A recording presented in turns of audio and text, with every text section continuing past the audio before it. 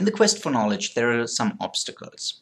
And to tell you the major obstacle, I want to tell you a little story.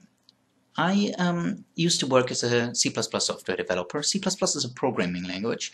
It is probably the most convoluted and by far the most complex programming language out there.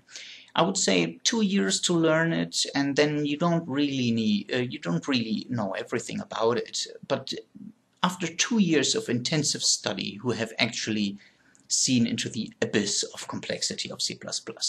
Those who tell you otherwise don't really know it. I just want to mention a couple of points: template metaprogramming, preprocessor metaprogramming, friendly name injection, and all sorts of grammar oddities. It's an abyss of complexity. And with all things that are complex, it requires studying. It requires serious studying to get into it, and then you're proficient in it, and and then you can use that tool. And then something happens. A language like C# comes along, or there are some others, but in this case it was C#. And a guy who is using C# as a professional software developer, and you have a debate with him, and he points out how much easier it is, and it is easier, and that it's basically doing the job that it's basically the right tool for the right job. And C++ is basically, I don't know, thing of the past, really. It's a dinosaur.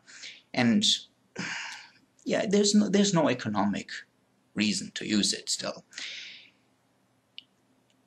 And I can't really tell you the feeling. Yeah, I actually hated the man in that situation. Yeah, I really hated his guts.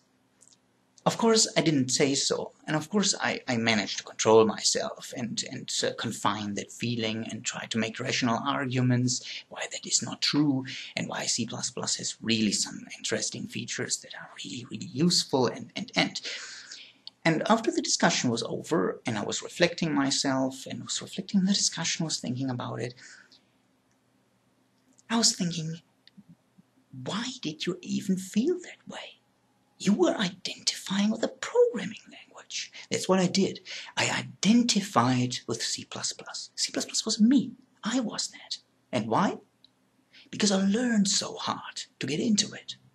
I didn't want that all my skill was rendered useless by technological advancement, by some chance of fate. That's why.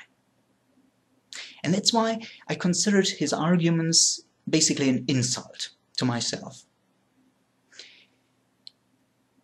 And this is a very, very common theme. You see this in all sorts of areas of life. This psychological effect is called evasion.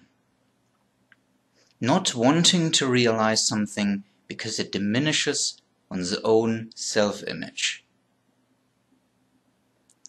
And I claim now that this is the most important puzzle piece to explaining what's wrong with the world. Or as a catchphrase, evasion is the root of all the evil in the world. And that's a pretty bold claim, isn't it?